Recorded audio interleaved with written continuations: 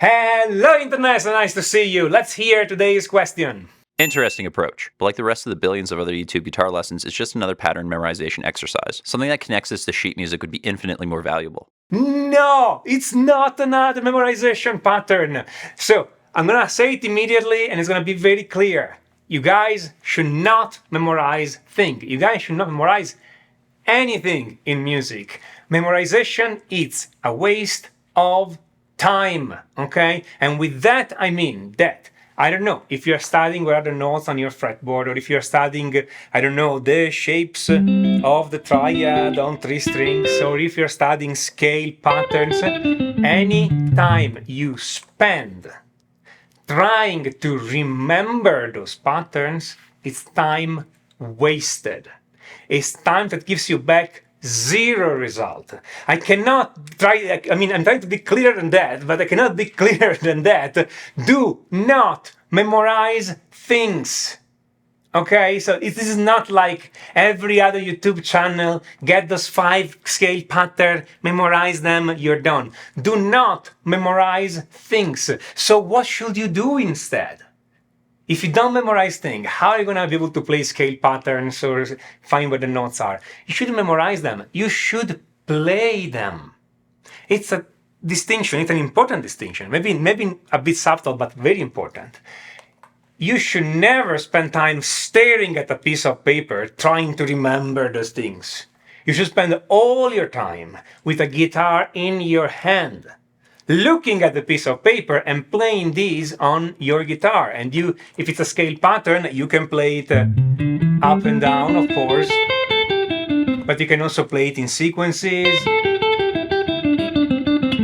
okay? Or you can play one pattern on a scale pattern, then the next in the series if the pattern connect, okay? Totally. But don't try to play them and then try to remember them. You play them. You let them come into your mind, you read them, and you then come from your mind to your fingers and you play them. And then you forget them. You let yourself forget the scale pattern, the notes, all the music theory. Just let yourself forget. And the day after, you do it again. You read those patterns in whatever form they are, if they are in tablature, if they are in diagram, if they are on the score, I don't care. You just read them again, learn them again, play them again, and then you let them go. If you do it this way, then you will remember them.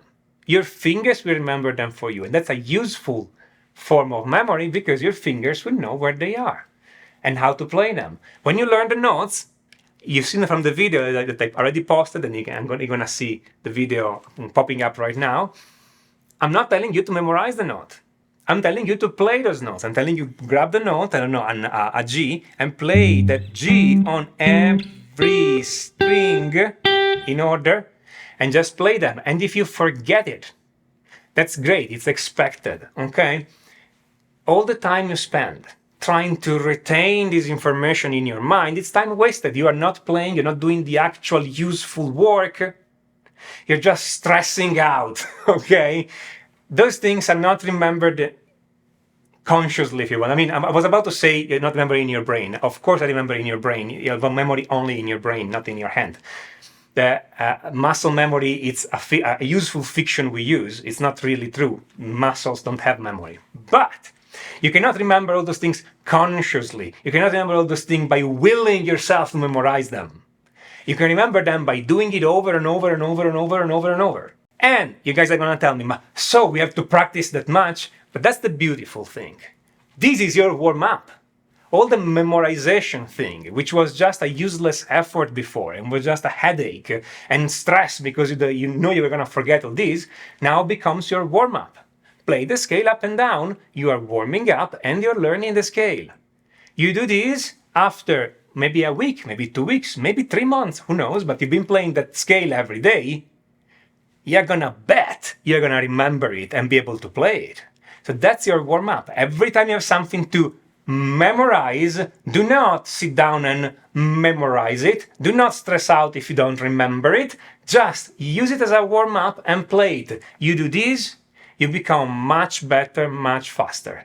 So please do not confuse what I told you in that video or in any other video with what everybody else is telling you, because you're telling you a completely different thing. Do not memorize anything. Do not memorize anything. Not even the notes in the scale, not even the notes in a chord. Rather memorize them, just spell them out. Okay, I had a video on how to spell out chords, and the only way to memorize them is spell them out and recalculate the triads and the chords every time until it becomes so natural that you just know them. That's the right way. Do not think of this as a memorization project, because here's the thing. If you memorize them consciously by a conscious effort of will rather than by repetition, then when you need them, your memory will betray you and you will not remember it. When you need that scale, when you need that note in real time, it's not going to happen. Put in the work, put in the repetition, this becomes your warm-up, and you're going to become a much better player.